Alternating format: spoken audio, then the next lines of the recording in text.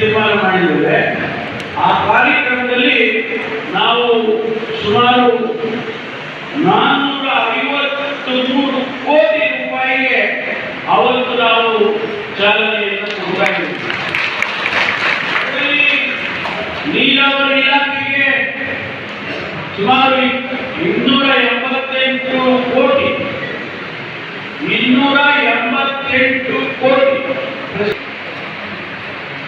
ಲೋಕೋಪಯೋಗಿ ಇಲಾಖೆಗೆ ಸುಮಾರು 3,034 ಕೋಟಿ 34.99 ಕೋಟಿ ಅಂದ್ರೆ 34.99 1 ಪಾಯಿಂಟ್ ಗ್ರಾಮೀಣಾಭಿವೃದ್ಧಿ ಪಂಚಾಯತ್ ರಾಜ್ ಅಂದ್ರೆ ನರೇಗಾ ಜೊತೆ ಅವೆಲ್ಲ ಕೆಲಸಗಳು 46 ಕೋಟಿ ಗ್ರಾಮೀಣ ಕುಡಿಯುವ ನೀರು ಮತ್ತು ನೈರ್ಮಲ್ಯ ಅದು ಸುಮಾರು 3,034 ಕೋಟಿ 3,400 ಲಕ್ಷ ಆಮೇಲೆ ಪಂಚಾಯತ್ ರಾಜ್ ಇಲಾಖೆದು ಅದು 23 ಕೋಟಿ ಗ್ರಾಮೀಣ ರಸ್ತೆಗಳು. ಆಮೇಲೆ ಬೆಸ್ಕಾಂನಿಂದ ಸುಮಾರು 19 ಕೋಟಿ ಸವಲತ್ತುಗಳು ಕೊಡ್ತೀವಿ. ಸವಲತ್ತು ಬೇರೆ ಬೇರೆ ಅಗ್ರಿಕಲ್ಚರ್ ಸಂಬಂಧಪಟ್ಟಿದ್ದು, ಹಾರ್ಟಿಕಲ್ಚರ್ ಸಂಬಂಧಪಟ್ಟಿದ್ದು, ಕೃಷಿ ಸಂಬಂಧಪಟ್ಟಿದ್ದು ಅದೆಲ್ಲ ಕೊಡ್ತೀವಿ, ಸಲಕರಣೆಗಳು ಕೊಡ್ತೀವಿ. ಅದು ಒಂದು 5.87 ಕೋಟಿ. ಒಟ್ಟಾರೆ 453.29 ಅತ್ಯಂತ ಮಹತ್ವವಾಗಿರುತ್ತದೆ.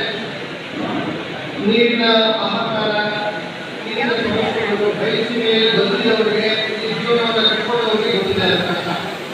ಹಾಗಾಗಿ ಆ ರೀತಿಯ ಭಗೀರಥ ಪ್ರಯತ್ನವನ್ನು ಸಾಯಗಳು ಮಾಡಿ ಅದನ್ನು ಸಾಕಾರಗೊಳಿಸುವಂತ ಅದಕ್ಕೆ ವಿಯುಕ್ತವಾಗಿ 1 ವರ್ಷದ ಘಟನೆಯೊಳಗಡೆ ಆ ಕಾರ್ಯಕ್ರಮವನ್ನು ಸಾಕಾರಗೊಳಿಸುವಂತಹ ಒಂದು ಕಾರ್ಯಕ್ರಮಕ್ಕೆ ನಾವೆಲ್ಲ ಸಾಕ್ಷಿ ಆಗ್ತಾ ಇದ್ದೇವೆ. ಅದರ ಜೊತೆಗೆ ಈ ಜಿಲ್ಲೆಯ ಸರ್ವಾಂಗೀಣ ಅಭಿವೃದ್ಧಿಗೆ ಅವರ ದೂರದೃಷ್ಟಿ ಒಂದು ಕಡೆ ಆದರೆ ಹೃದಯ ಭಾಗದಲ್ಲಿರ್ತಕ್ಕಂಥ ಪ್ರಾಂತದಲ್ಲಿರ್ತಕ್ಕಂಥ ಕೊರಟಗೆರೆ ತಾಲೂಕಿನ ಸರ್ವಾಭಿವೃದ್ಧಿಗೂ ಕೂಡ ಅನೇಕ ಇಲಾಖೆಗಳ ಮೂಲಕ ಅನೇಕ ಕಾರ್ಯಕ್ರಮಗಳೆಲ್ಲ ಸಹಾಯ ಕೊಟ್ಟಿದ್ದಾರೆ. ಅದರಲ್ಲಿ ಲೋಕೋಪಯೋಗಿ ಇಲಾಖೆ, ಗ್ರಾಮೀಣಾಭಿವೃದ್ಧಿ ಪಂಚಾಯತ್ ರಾಜ್ ಇಲಾಖೆ, ಪಂಚಾಯತ್ ರಾಜ್ ಇಂಜಿನಿಯರಿಂಗ್ ವಿಭಾಗ, ಗ್ರಾಮೀಣ ಕುಡಿಯುವ ನೀರಿನ ವಿಭಾಗ, ಬೆಸ್ಕಾಂ ಹಾಗೂ ನಮ್ಮ ಎಲ್ಲ ಜಿಲ್ಲಾ ಮಟ್ಟದಲ್ಲಿ ಬಂದಿದ್ದಾರೆ. ಅನೇಕ ಇಲಾಖೆಗಳ ಸವಲತ್ತುಗಳನ್ನು ವಿತರಣೆ ಮಾಡುವಂಥದ್ದು ಕೂಡ ಆ ಒಂದು ಕಾರ್ಯಕ್ರಮ ಕೂಡ ಸಹಾಯ ಮಾಡ್ತಾ ಇದ್ದಾರೆ. ಡಾಕ್ಟರ್ ಜಿ ಪರಮೇಶ್ವರ್ ಅವರಿಗೆ ಒಂದು ಬಿರುದನ್ನು ಕೊಡಬೇಕು. ನಾವು ಏನು ಜಲಗಂಗಾಧರೇಶ್ವರ ಅಂತೇಳಿ ಒಂದು ಬಿರುದನ್ನು ಕೊಟ್ಟು ಆ ಬಿರುದನ್ನ ಸಾರ್ಥಕತೆಯನ್ನು ಮಾಡಿ ಇವತ್ತು ಏನು ಕೊರಗೆ ತಾಲೂಕಿನ ಎಲ್ಲ ಕೆರೆಗಳು ನೀರು ತುಂಬಿಸ್ತಾ ಇದ್ದಾರೆ. ಆ ಬಿರುದನ್ನು ಕೊಟ್ಟೋದು ಕೂಡ ಸಾರ್ಥಕವಾಗಿದೆ ಅಂತ ಹೇಳಿ ನನ್ನ ಮಾತನ್ನು ಮುಗಿಸ್ತೀನಿ. ಮತ್ತೆ ಪೂರ್ಣವಾಗಿ ಎಲ್ಲ ಕೆರೆಗಳನ್ನು ಸಹ ತುಂಬಿಸೋದಕ್ಕೆ ಮತ್ತೆ ಶಾಸಕರು ಸಹಕಾರ ಕೊಡಬೇಕು. ದುರ್ಗಾಕೃಷ್ಣ ಮೊದಲಿಂದ ನೀರು ಬಂದಿದೆ ಅಂತದೆಲ್ಲ ವೃದ್ಧಿ ಆಗುತ್ತೆ. ದಯಮಾಡಿ ಆ ಕೆರೆಗಳು ಕೂಡ ತುಂಬಾ ಕಾರ್ಯಕ್ರಮ ಮಾಡಿಕೊಡಬೇಕು ಅಂತ ನನ್ನ ಮಾತನ್ನು